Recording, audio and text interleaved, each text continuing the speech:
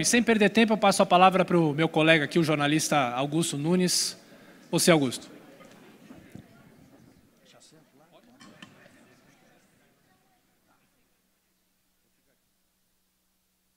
Bem, quando eu ouço o nome da mulher que vai fazer a apresentação que encerrará o nosso fórum, eu me lembro de duas frases. Uma é bem curtinha. Caixa 2 também é crime. O Caixa 2 é crime. A segunda declaração também resume a história do Brasil em poucas palavras. Na história recente da nossa pátria, houve um momento em que a maioria de nós brasileiros acreditou no mote de que a esperança tinha vencido o medo. Depois, nos deparamos com a ação penal 470, mensalão, e descobrimos que o cinismo venceu a esperança. E agora parecemos constatar que o escárnio venceu o cinismo.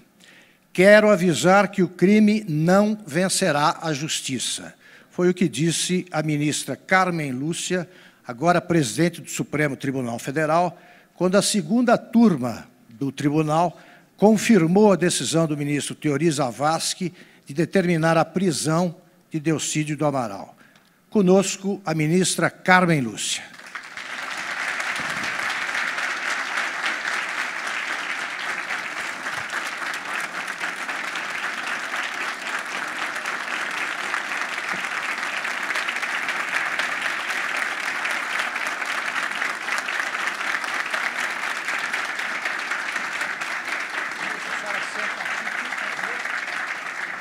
Eu já passo a palavra. Eu passo imediatamente a palavra à ministra Carmen Lúcia. Né? A senhora já soube o que pensamos do seu trabalho, sem palavras, só com o som. Ministra, por favor. Obrigada a todos. Sejam as minhas primeiras palavras de agradecimentos à Jovem Pan, especificamente aqui. Vou fazer com que cada um desta empresa se sinta devidamente, e dos participantes também, devidamente agradecida por mim, individual, pessoalmente, na pessoa do meu, acho que posso dizer, amigo. E quero que saibam que me sinto muito honrada, queria estar aqui toda manhã para assistir e aprender o que os que antecederam esta minha fala disseram aos senhores. E tenho certeza que aprenderia muito mais se ouvisse o que os senhores têm a dizer a uma servidora pública que precisa de acertar segundo o que os senhores pensam.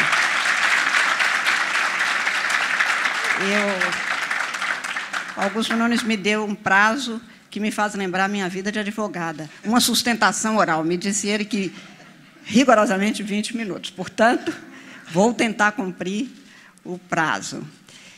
E gostaria de fazer as observações em torno de 3 itens especificamente, no ponto entre ética, direito e democracia.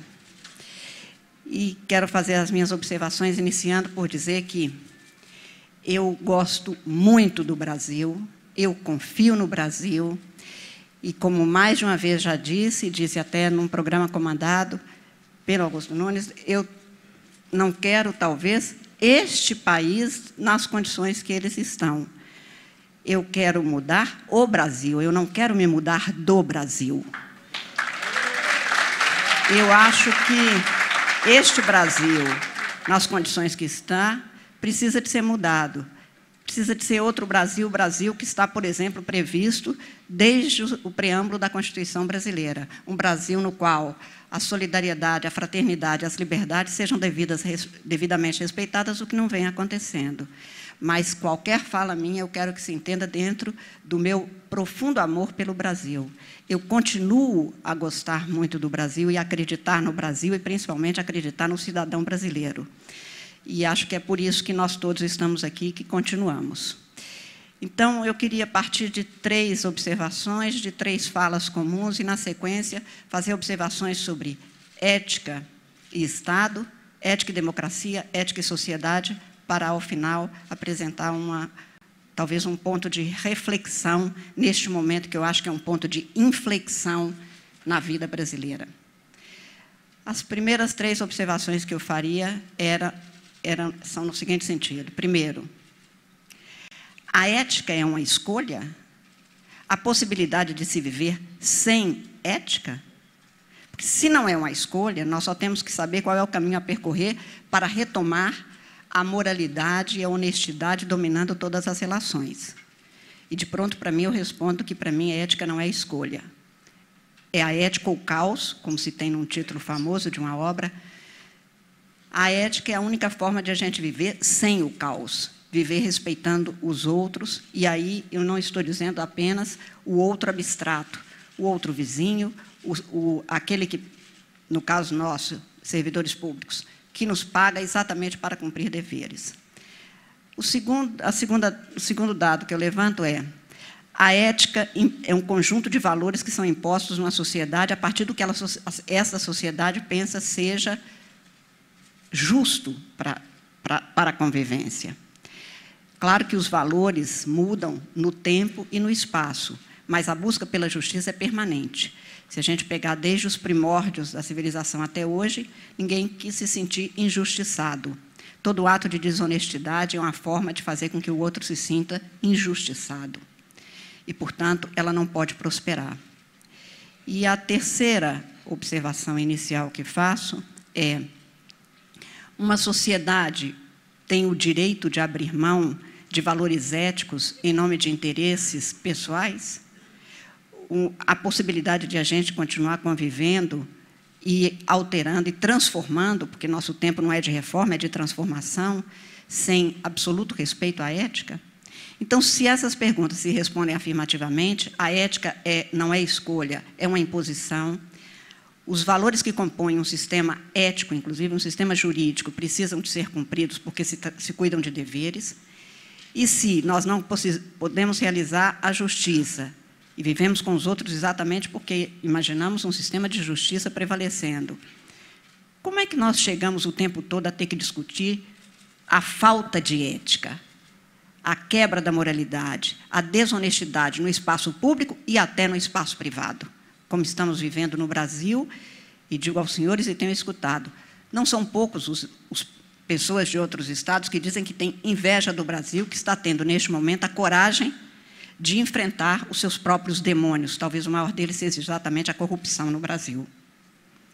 Por que chegamos a isso? E aí eu faço a observação de 3 frases que são comuns na sociedade brasileira entre pessoas também comuns, como eu, como qualquer trabalhador. Sempre foi desse jeito. É melhor banir isto na vida pessoal, na vida política, na vida profissional, porque o sempre foi é para um mundo que não mudasse. O sempre foi assim valeria se as coisas continuassem iguais. Mas eu vivo num mundo que é muito diferente do que era há 30 anos atrás, quando eu já era profissional do direito, muitíssimo diferente do mundo no qual a minha mãe viveu, muitíssimo diferente quando os meus avós viviam. Se as coisas mudam, eu preciso de mudar para que o tempo não viva sem mim. Eu preciso saber em que tempo eu vivo e quais as exigências desse meu tempo. Foi sempre assim, mesmo na política, mesmo no espaço público? Se foi, sempre foi errado, porque a corrupção nunca foi certa, desde sempre. A segunda frase que eu escuto é: quando eu cheguei, eu fiz o que os outros faziam. Eu não sou os outros.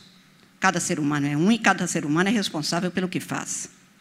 E a terceira observação é: esse negócio de mudar contraria muitos interesses. Contraria mesmo. Porque os interesses que se mantêm são aqueles dos que podem mandar segundo um sistema que não precisa de ser mudado para manter os privilégios. O que nós precisamos é exatamente acabar com privilégios e transformar isso aqui numa república verdadeira, não apenas de papel, mas uma república na vida de cada um de nós. E por isso mesmo, eu começo, então, as minhas referências sobre ética e Estado. Todo cidadão tem direito a um governo honesto. E, por governo, eu não estou dizendo apenas o poder executivo em qualquer dos níveis, federal, estadual, municipal. Isto vale para mim no Poder Judiciário, aliás, vale muito mais para mim no Poder Judiciário, porque se há um poder que não pode ter corrupção, é o Poder Judiciário, porque ele baliza, ele resolve as questões referentes, inclusive, à corrupção. Todo cidadão tem o direito de dormir sossegado, sem qualquer temor de que alguém no espaço público, por ele pago, o está traindo. E a corrupção é isto, um ato de traição quando se trata do espaço público. Mas devo dizer, como um parênteses, que eu não demonizo a política, que eu não acho que a gente possa viver fora da política, que se no espaço político, no espaço da polis, há corrupção, o que nós temos que fazer é mudar a forma de fazer política e a forma de combate à corrupção, e não acabar com a política, porque a Hannah Arendt tinha razão quando disse uma frase que uma vez eu repeti, foi mal interpretada, a frase é dessa grande pensadora, é a política ou a guerra entre as pessoas, no sentido que ela explicava que a política é a forma que nós temos de conviver construindo consensos, e não nos destruindo pelos nossos dissensos. As diferenças fazem parte, mas nós construímos o contrato social a que se referia Rousseau, e que não é apenas uma figura de linguagem ou uma obra filosófica, é uma explicação que ainda hoje tem a sua prestação devida, exatamente a partir dos consensos que temos entre nós. Se nós queremos ser um povo civilizado, com um marco civilizatório que nos garanta as liberdades, a honestidade no espaço público, a eficiência dos serviços, para que a gente tenha os princípios que foram listados na Constituição, e Constituição é lei, não é aviso, não é conselho, não é sugestão, nós precisamos de fazer valer exatamente esses princípios que são os da igualdade, os da liberdade, o da solidariedade, inclusive entre gerações. O Brasil que construímos, não construímos para nós, construímos para os que vierem também depois de nós. A corrupção no Estado, portanto, foi erigida em crime, e é crime, está no Código Penal, porque o princípio da moralidade está no artigo 37 da Constituição, como dever da administração pública e de cada um de nós, servidores públicos. É expressa a Constituição. A administração pública, direta ou indireta, de qualquer dos poderes da União, do Estado, do Distrito Federal e dos municípios, obedecerá aos princípios da legalidade, da publicidade, da moralidade. E no artigo 81 se fixa como crime de responsabilidade o comprometimento, a falta de probidade. Portanto, exige-se de cada um de nós, servidores públicos, que nós sejamos probos, porque a honestidade é um dever de cada um de nós. A corrupção corrói as instituições, deteriora a política e descontrola a economia. Por isso, além de tudo, ela é um fator de destruição institucional, não apenas de destruição de valores financeiros, de valores econômicos, de valores jurídicos. É uma destruição que se dá das instituições. Não há possibilidade de nós termos um Estado senão circunscrito ao princípio da moralidade e da ética, estou repetindo, como está posto na Constituição brasileira como dever de cada um de nós, servidores, e da administração pública como princípio, como base. Eu vejo que há um problema no Brasil, que é a questão muito específica de nós termos de construir uma sociedade ou de reconstruir uma sociedade no qual cada um se sinta responsável pelo cumprimento deste princípio. Claro que nós, servidores públicos, temos um dever muito maior, porque é um dever específico. Nós juramos, quando tomamos posse, cumprir a Constituição e as leis da República, e todas elas são no sentido de um Estado no qual prevaleça a ética, a moralidade, a probidade, a honestidade, palavras que são repetidas, mas com a força normativa. E, portanto, dentro disso é que nós temos que construir este Estado. E, por isso mesmo, é que o direito penal erige em tipo penal a corrupção. É crime, simples assim. E, como crime, tem que ser investigado, processado, aquele que o comete, e punido devidamente. E, neste ponto, eu faço uma referência a que parece que, muitas vezes, há um certo estresse social, porque não se vê a resposta, que seria a punição de culpados, o esclarecimento dos fatos, e é exatamente neste ponto que estamos da sociedade brasileira, em que precisamos de dar uma resposta coerente com o que a sociedade espera de nós, do Poder Judiciário, do Ministério Público, dos órgãos de investigação policial, para que se tenha o esclarecimento.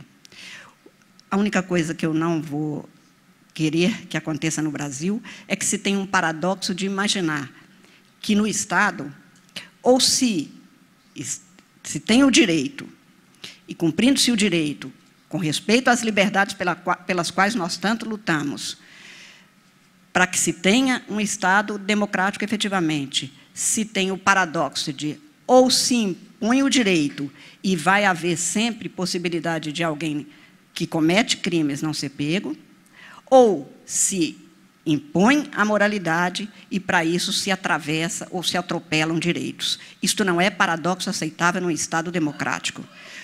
Se a corrupção é crime, e é no sistema brasileiro, a forma de processar, de se defender aquilo a quem se imputa as práticas, e a punição tem que ser dada nos termos do direito, e nós temos um ótimo direito. Porque justiça seja feita, nós somos um povo capaz de fazer as melhores leis. A nossa dificuldade é de aplicar e cumprir as leis. Nós temos leis que são copiadas no mundo inteiro. Nós somos o primeiro povo no mundo a ter tido, na Constituição de 1824, na Constituição outorgada, a Constituição Imperial, entre os direitos, hoje chamados fundamentais, então eram chamados de direitos individuais, a liberdade, a propriedade e a igualdade. Mas convivemos com a escravidão até 1888. Somos capazes, portanto, de fazer uma lei que é copiada no mundo inteiro, a chamada Lei Maria da Penha, semana que vem será a comemoração dos seus 11 anos, e temos uma mulher estuprada a cada 6 minutos no Brasil. Temos uma lei de improbidade, que é uma lei copiada em todo lugar. E temos agora essa chamada Operação Lava Jato, que demonstra que, mesmo depois do julgamento do lembrado pelo Augusto Nunes, a Ação Penal 470, que causou estupor na sociedade por se patentear algo que se pressentia ou de que se ressentia e que foi demonstrado, comprovado, continuamos a ver atos praticados contra o que aponta a Constituição, o que determina a lei e o que define como crime o direito penal brasileiro. O Estado Democrático de Direito foi uma conquista muito dura para todos nós, brasileiros. E os percalços de quebra do direito fizeram com que a nossa sociedade não amadurecesse democraticamente, talvez, pelo mau exemplo daqueles que ocupavam cargos do Estado. Mas eu passo rapidamente ao último item da minha fala inicial, que é a... Pode falar à vontade, ministro, por favor. Eu não, quando um homem me dá uma ordem, se pede de bom jeito, eu cumpro. Sou bem mandada. Se bem que eu acho que, pelo tempo que nós mulheres ficamos caladas historicamente, a gente sempre devia ter o direito de ter... Todo direito, por favor. De falar um pouco mais. Mas não, eu não vou abusar, porque o meu pai dizia que eu só falava pouco no mês de fevereiro, porque o mês acabava antes de mim. Então,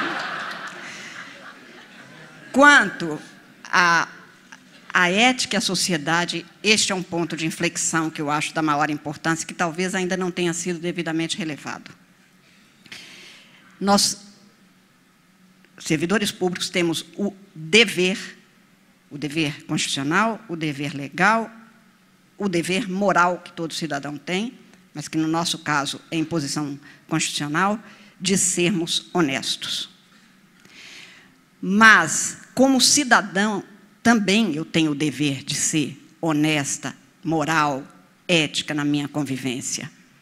Não há Estado que amadureça democraticamente, cumprindo a ética, quando aquele que vitupera contra eventual falta, ou nem tão eventual assim, falta ética, quando tem oportunidade, fura a fila da cantina, atravessa a grama na qual está uma placa proibido pisar na grama, quando acha que o Estado não nos deu, o Estado não fez, o Supremo Tribunal não está agindo, a ministra não fez isso, o que eu não tiver feito, que era meu dever, a imprensa, e aí eu presto uma homenagem à imprensa, nos espaços que eu ocupei, como procuradora do Estado, principalmente como juíza no Tribunal Superior Eleitoral e agora no Supremo, não dou conta de ver tudo o que acontece, mas tudo que a imprensa me diz que está errado, eu verifico, se estiver errado, eu assumo e corrijo. Por isso eu não posso viver sem a imprensa mesmo. Eu estou na condição de que um dia um assessor me disse assim, nossa, fulano está falando muito mal da senhora, não era melhor telefonar para ele? Eu falei, não era melhor você me contar o que está acontecendo? Sem ele, como é que eu vou saber? Não posso viver de jeito nenhum. Mas, como cidadão, é preciso que cada um de nós assuma que o Brasil tem que ter a cara do Brasil, e não a cara do Supremo, e não a cara do Executivo. Nós estamos lá como nuvens passageiras. O Brasil é o que nós construímos. O Brasil não é um construído.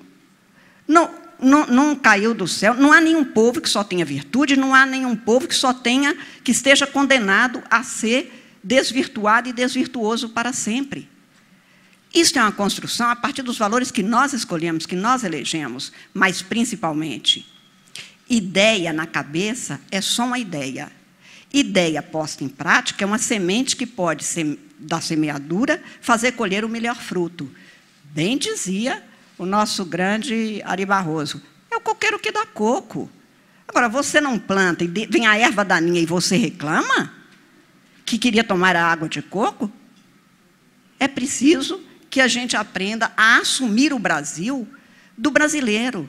O Brasil que quer um país honesto, que não fura fila, não é porque ninguém está olhando. A minha geração sofreu a partir de uma propaganda infeliz, talvez, até para a pessoa que se apresentou e que dizia que queria tirar vantagem em tudo. A vantagem em tudo é simplesmente a negativa da solidariedade com o outro, que então ficará sem qualquer possibilidade de uma atuação livre, honesta e segundo o seu direito. Porque uma sociedade democrática é aquela que faz frutificar o direito a cada um segundo a sua necessidade e o seu valor. E se o valor é ético para todo mundo, claro que nós teremos um Brasil que nós passaremos para quem vier depois de nós, pelo menos com o nosso exemplo de que nós tentamos uma transformação de raiz. É preciso plantar e colher um Brasil ético, justo e solidário. Estamos todos no mesmo barco. Se der certo, chegaremos a um bom porto. Se der errado, afundaremos todos nós. A luta contra a corrupção é uma luta de todos nós. Claro que eu sei do meu dever. Nem se preocupem quanto a isso.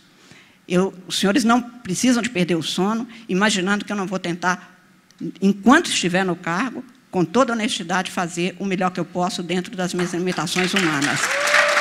Mas também eu quero ter a certeza de que eu estou trabalhando porque alguém em algum lugar também está podendo dormir por causa do meu trabalho, mas que de manhã ele acordará para lutar por este Brasil. Eu dizia há pouco tempo para uns alunos que eu quero acreditar muito, principalmente porque meus alunos são jovens de 20 anos, mais ou menos, no que era o verso do Fernando Pessoa, quando eu morrer, filhinho, seja eu a criança, pega-me tu ao colo e dá-me sonhos teus para eu sonhar. E eu quero que me conte essa história e que quem é hoje meu aluno continue a levar este sonho do amor Brasil, mas de um Brasil pelo qual se vale a pena todo dia, porque sabe que haverá o outro ao lado lutando por este Brasil. E eu vou terminar dizendo que uma pessoa que é de Minas, a Maria Ângela vai ficar com muita raiva, porque eu não posso citar Minas Gerais, que ela acha que eu só cito Drummond e tudo mais. Maria Ângela é quem manda no Supremo, gente. Eu apenas sou a presidente. E o Betinho foi um grande brasileiro, que com todas as dificuldades por que passou desde a infância, com a sua tuberculose quando não tinha tratamento, com o seu exílio quando dizia que ele não voltaria, enfim, que sempre lutou e hemofílico, quando alguns aqui haverão de se lembrar, contraiu numa transfusão de sangue o vírus do HIV, ele ainda assim continuou lutando pelo Brasil e acreditando no Brasil, e lançou a ação da cidadania contra a fome. E, numa outra passagem, o Betinho tinha dito que, quando ele começou a vida, que ele começava o dia, católico que era, rezando Pai Nosso que estais no céu, porque ele acreditava na divindade. Depois de andar pelo Brasil, ele começou o seu dia com o pão nosso de cada dia, porque é o pão que nós fazemos juntos e que distribuímos e comemos juntos. Ele disse, tenho fome de humanidade. Eu acho que nós, hoje, temos a fome de justiça, de liberdade, mas, principalmente, da nossa segurança de sabermos que poderemos ter um Brasil muito melhor. Eu acho que é hora de nos unirmos, em homenagem até àqueles que lutaram pelo Brasil, à maneira de Betinho e de muitos outros brasileiros que lutaram, com uma ação da cidadania contra a corrupção. Porque aí sim nós teremos, cada um de nós cidadãos, numa ação conjunta de contribuirmos com nossas ações, e não apenas com a nossa ideia ou com a nossa indignação, que vem de 500 anos explorados que fomos sempre, para não nos deixarmos explorarmos, porque só é explorado aquele que se deixa abater. Zumbi dos Palmares não se deixou, e eu não sou da terra, não quero imaginar que aqui ainda tenhamos apenas uma terra de alguns macunaímas que deixam por indolência que as coisas aconteçam. Eu, particularmente, sou da terra de Zuzu Ângel, que, mesmo depois de ver o seu filho morto, saiu de delegacia em delegacia dizendo para me entregarem, eu quero o corpo que eu tenho o direito de enterrá-lo. E quando ela morreu, também assassinada, hoje reconhecidamente pela União, ao ser entregue à família, uma das filhas comentou que não poderia mais cruzar-lhe os braços, porque o corpo já estava rígido.